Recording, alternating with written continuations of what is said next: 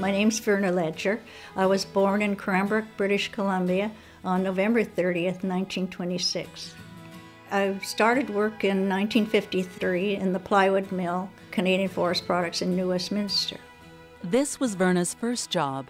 She found it difficult getting used to the working conditions in the mill. You know, when you come from not working at all, and you come into that kind of an atmosphere, and the noise is just tremendous, and well, to me it was scary because it was so noisy. They didn't even have the earmuffs at that time. But also then you get in where there's a lot of dust, and you can't hardly breathe, and finally they give you a little paper mask or something, and the smells from the resins and all of that kind of stuff, they nearly knock you over. They were so strong, chemically strong smells. I kept thinking, gosh, that can't be very good for you. That sort of became my thing. I guess I started being really interested in what could be done to prevent it. Eventually, Verna was elected to the mill's safety committee. When I first got on, I didn't say anything. I just yes and no, and because I was terribly nervous. But when I think about, we could do stuff to stop people from getting injured, and we weren't doing it, well, then I'd get angry, and then I would talk. And then we did talk to people at the board about it, but they sort of said, well, we don't have any information. And I think doctors didn't either. They, for the most part, if you went in and you're having problems with your breathing and that kind of thing, well, they'd look at it, but they didn't ask you what you were exposed to at work.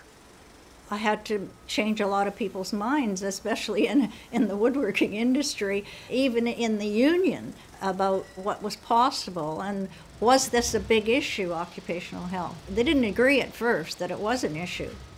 Verna was then elected to the IWA local in New Westminster and began to speak about health and safety at regional conventions. Verna, as a delegate, speaking on the floor of the convention is where she first got my attention, and very good. She was articulate, she knew what the hell she was talking about, forceful, and the kind of a person is obviously a leader.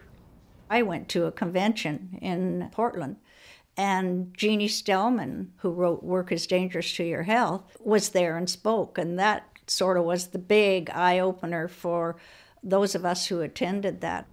I thought, yes, this is what we need. This is, we could go forward and maybe be able to do something, even if it's the smallest thing at first. It was at this time that the IWA was looking for a new safety director for Western Canada. Because Verna really impressed me at conventions and involved in safety matters and that, to me, she was a natural person. So I hired her, and she became the safety director, first for Western Canada. Then when we took all of Canada, then she was a safety director for Canada, for the IWA. I was overwhelmingly supported in it, except for a couple of locals that didn't think a woman could do the job. I must say I got a bit of flack for it. They were saying, this is a tough industry, tough guy, big guy, whatever. And it turned out exactly the opposite to what a lot of people thought. Verna was tough. She was a woman, and they paid a hell of a lot more attention to Verna than they had to some of the other safety directors. And I would think one of the very best we ever had. And really expanded, other than just accidents and getting killed, the other fields that affected the health of people. And I give her full marks for that. She was very, very good, very good.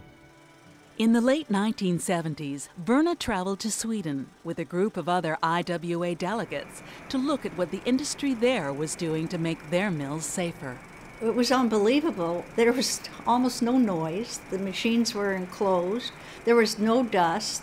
It was such an eye-opener for us because I guess we knew there was problems, but we didn't know there was solutions. And there was, obviously, solutions. It cost money, but there were solutions.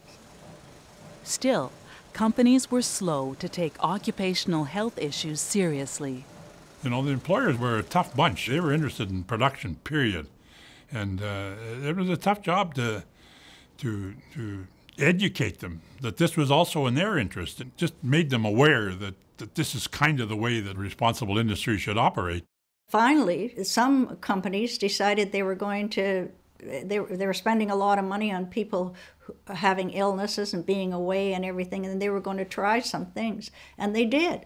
And then, you know, I started feeling really good because we were progressing, and the Compensation Board was taking up the issue of occupational health.